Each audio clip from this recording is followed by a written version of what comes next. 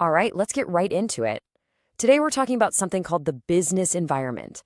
Now, the best way to think about it is like this invisible operating system that's running in the background of every single company out there.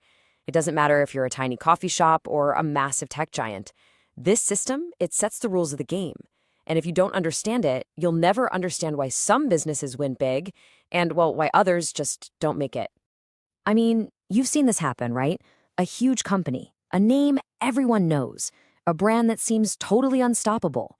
And then suddenly, they're struggling. Or worse, they're just gone. It makes you wonder, how does that even happen? How does a titan of an industry get so completely blindsided? Did they just get outplayed by one single clever competitor? Well, the truth is, it's almost never that simple. It's rarely about just one rival company. More often than not, spectacular failures happen because a business completely missed the massive, complex forces swirling around it. You know, it's not just about the other players on the field, it's about the weather, it's the rule book, it's the stadium itself. That is the business environment. So, let's actually map out this unseen battlefield. We're going to break down what these forces really are and how they end up shaping the destiny of pretty much every company on the planet. Okay, so here's the textbook definition, and the key phrase to lock onto here is sum total. And they mean that literally. It is everything. It's this mix of factors from inside the company walls and everything happening outside of them. And all of it, every little piece, directly impacts how a business runs and the choices its leaders make. Now, this is where it gets really useful. You can split this whole world into two big categories. On one side, you have controllable forces. These are the things inside the business that you can actually influence directly. But on the other side, you've got the uncontrollable forces, the big wild world outside that a company can't change. It has no choice. It just has to adapt. So let's start from the inside and work our way out. We're going to start with that internal environment. All the stuff a business can and really should be managing directly. You can think of this as the company's DNA. It's the absolute foundation of what it is and what it's capable of doing. And this lays out that DNA perfectly. You've got the value system. That's really the soul of the company, right?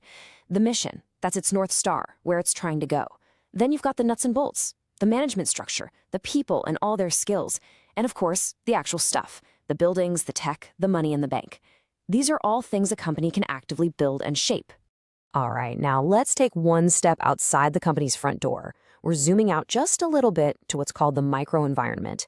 Now, you don't control these things, but these are the outside players you deal with directly, day in and day out. These are basically the main characters in your company's daily drama. You've got your customers, they're your lifeblood. Your suppliers, the folks you depend on for everything. Your competitors, always there keeping you on your toes, think Coke and Pepsi. And then you have the intermediaries, the people who help get your product out into the world. You can't control them, but you can build relationships and you can try to influence them. Okay, time for the final zoom out. This is where we see the really big picture, the macro environment. These are the huge, uncontrollable currents that can shift entire industries, create brand new markets, and completely wipe out old ones. Just think about Blockbuster Video for a second. A total giant, right? But they completely missed the massive environmental shift to streaming. They weren't just beaten by Netflix, they were beaten by a fundamental change in technology and customer behavior. And look at those keywords: dynamic, uncertain, and complex. This is the world of wild, unpredictable change. These forces hit everyone in your industry, and you have zero direct control. So how on earth is a business supposed to make sense of all that chaos before it's too late? Well, turns out there's a fantastic framework for exactly that. It's called PESTLE. Let's break it down really quick. P is for political. Think about a new trade policy that suddenly messes with your supply chain. E is for economic, like when interest rates go up and suddenly fewer people can afford to buy your product. S is for social. Are people's values changing? Is there a new cultural trend? T is for technological. Is a new innovation about to make your entire business model obsolete? This is the one that got Blockbuster. E is for environmental. New green regulations or concerns. And finally, L is for legal. Things like new labor laws. This framework is your map to navigating the chaos. And this table just nails the difference, doesn't it? The microenvironment is your immediate neighborhood, and you've got some influence. The macro environment is the whole world, and you have no control. I mean, you can negotiate a better deal with a supplier. You can't negotiate with inflation. So we've mapped the whole environment, from inside our own office all the way to the entire globe. But so what? Why does doing all this analysis actually matter? This is the crucial part. This is where all that thinking and scanning gets turned into real-world action. See, this isn't just some academic exercise. Understanding the environment directly fuels the biggest decisions a business has to make. Is the economy looking strong? Boom, maybe you greenlight that expansion. Is there a big social shift towards healthier living? Okay, time to develop that new line of organic products. New tax laws come into effect. Well, you're forced to rethink your pricing. It's all connected. So here's the bottom line. Scanning the environment isn't just about playing defense. It's also about playing offense.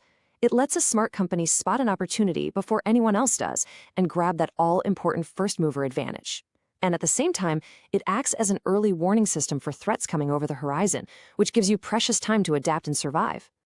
And that really brings us to the final thought I want to leave you with. As you go about your day, try looking around through this pestle lens. What's the next big shift you see coming? Is it a new technology, a new government policy, a fundamental change in how we all live and work? Because one of those unseen forces, right now, is creating the perfect conditions for the next industry-defining giant to emerge. The only question is,